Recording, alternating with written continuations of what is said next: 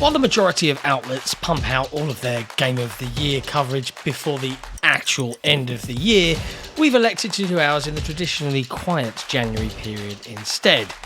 While a fair few members of the XboxEra team have elected to create personal lists reflecting their individual tastes, we just had to have a staff vote to make an official XboxEra Top 10. So, sit back, relax, and enjoy as we detail XboxEra's Top 10 games of 2024.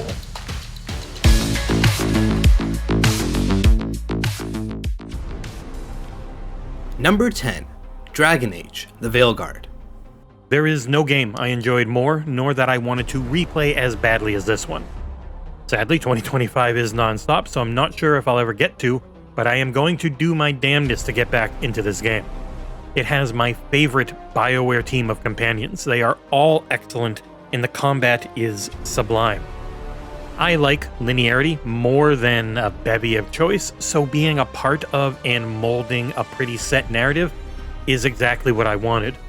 The game also looks incredible, sounds even better, and gave me the best 60 hours of gaming that I had this year. Number 9. Warhammer 40k Space Marine 2. Brothers! This epic mix of masculine bravado, cult-like worship, and gorgeously gory action is everything I needed. It is the most Xbox 360-assed release in a while, leaning into the over-the-top set pieces with an emphasis on mixing its solid controls with just cool-looking shit in a way that works perfectly. The Swarm engine takes this third-person melee shooter and gives it epic vistas and enemy counts needed to make your 8-foot-tall Ultramarine feel like a god amongst aliens and men. Number 8. Astrobot. And the PlayStation first party makes the list. But make no mistake, Astro doesn't share the usual traits you find there. It's not hyper-narrative focused, it's not dour and serious, and most importantly, it's gameplay over everything else. Easily amongst the very best games Sony has made, if not the best if you limit yourself to just the PS5, Astrobot is a must-play for, well, pretty much everyone really. It's just a damn good game. Number 7. Starfield: Shattered Space. The Varun homeworld beckons the Starside traveler in Starfield: Shattered Space. While this is technically an expansion, it did offer a bountiful experience that felt the length of a standard game, especially with the brand new side quests and factions. If you enjoyed the main game, then you will enjoy the fresh new weapons, armor, Space Ghost, and highly anticipated RAV-8 rover. As someone who adored the exploration to find that perfect spot for an outpost, the rover made that experience exponentially more fun and faster. The new quest offered in the expansion gave the right amount of mystery, action, and exploration as you discover why the Oracle was broadcasting that strange signal which set in motion a thrilling series of events. Like a rocket booster, Starfield: Shattered Space ignited that flame inside me to start another playthrough, with all that sweet new loot that's busting out of my cargo hold. Number 6. Helldivers 2. Hold on tight to your cup of liberty, because Helldivers 2 will deliver you to overrun worlds in need of freedom. Releasing in February, it took the internet by storm as it gave players the chance to drop side by side, spreading democracy across the galaxy in the name of Super Earth. Being a third-person shooter with options for all sorts of unlocks for weapons, stratagems, and cosmetics, it gives you the option to play how you want. What I love about Helldivers 2 is it provides a fresh breath to that shooter genre with a sprinkle of the Battle Royale feel. While you aren't firing at each other, at least intentionally, the action combined with cinematic moments provide that constant adrenaline rush that makes Helldivers 2 perfect for that short or long play session. I love being able to just blast away at alien bugs as I march my way to the objective. And I am sure you will too. Number 5. Call of Duty: Black Ops 6. Call of Duty is back, and it couldn't have chosen a better time to find form again. Right when Microsoft's groundbreaking acquisition of publisher Activision brought the series as a staple Game Pass Day 1 release, The most technically impressive chapter yet, with the revamped Omni-Movement system that, combined with the 120 FPS support we nowadays get on our consoles, is just a bliss to play. A bombastic and memorable campaign, a zombies mode that took a bit to get going but is getting there with new updates and maps, and the best iteration of the multiplayer in ages. Albeit it still carries some burden from recent games. The franchise hasn't been in such a good spot in a long while, and Treyarch has brought back its iconic Black Ops series back to where it belongs, to the top of the Call of Duty ladder, and to being one of the best games of the year. Number 4.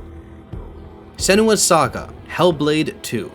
Hellblade 2 is an incredible experience. I remember pinging Jesse shortly after playing through the opening act, remarking at how absolutely insane everything looked, sounded and felt.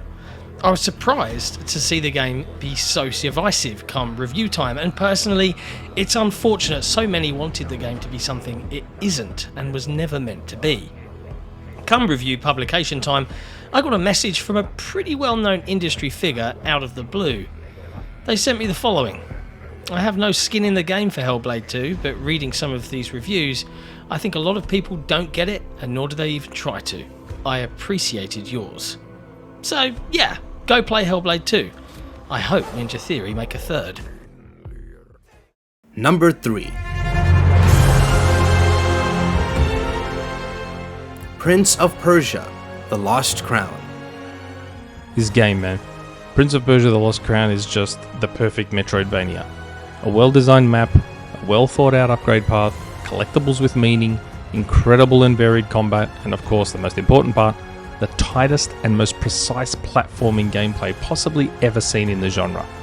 This game will show you the ropes and absolutely test out what you've learned. This game is tight. Tight like a tiger. It's all supported by an incredible Middle Eastern inspired soundtrack that somehow has the ability to blend seamlessly into the background while still enhancing the experience and having you remember how good it was. I actually wouldn't be able to hum a single tune from it, yet I just know how much I adored listening to it while playing. Simply put, it might be the best Metroidvania ever made, and easily my 2024 Game of the Year. Please just go buy it, it's amazing. Number 2. Balatro. Addiction is a noun. It can also be pronounced balatro. It's the fact or condition of being addicted to a particular substance or activity. Here's some examples on how to talk about addiction, balatro. His relationship broke down because he kept playing balatro. As mobile phone batteries drain at an alarming rate, it's clear the addiction to balatro is spreading. The endlessness of playing balatro is both a blessing and a curse. Nuth said. Anyone want to play balatro? Number 1, an XboxEra's Game of the Year 2024. Indiana Jones and the Great Circle. And Indy takes number 1, eh? Looking at the score distribution from our staff votes, it was a narrow victory, but deserved nonetheless. Indiana Jones and the Great Circle is a triumph in gaming in so many ways. Yes, that sounds exaggerated, and no, it isn't the best thing since sliced bread, but it is a damn good video game. One that Machine Games deserves so much credit and praise for crafting that I don't think I'll ever tire singing praise for it. You see, they didn't just make an Indiana Jones game, they created an indie experience that stands right next to the very best in the franchise, be it the movies, the books, or whatever else. I was often at disbelief in just how well they transitioned the IP into a video game. From Troy Baker's stellar vocal performance, to the exploration of underground temples, to the cutscenes and overarching storyline, and a lot more. And hey, with it releasing on PS5 in a few months, I'm hoping the game gets a very well-deserved push come awards season once again. I'd recommend the game to pretty much anyone, even those who aren't enamored with the Indiana Jones character, as it's just a damn good, masterfully crafted video game. And that's our list. What may have started off as a weaker year to some, Xbox-wise, 2024 proved to once again be a stellar year for any owners of an Xbox and subscribers to Game Pass. Before we jump feet first into 2025, and believe me, it's already posed to start off with a bang, it was nice to take one last look at last year and the momentum it started to build. Do you agree with our picks? Disagree? Did we miss some major titles completely? Let us know in the comments below. Thank you for watching, and thank you for all the support over the last year, and hopefully for the support for years to come.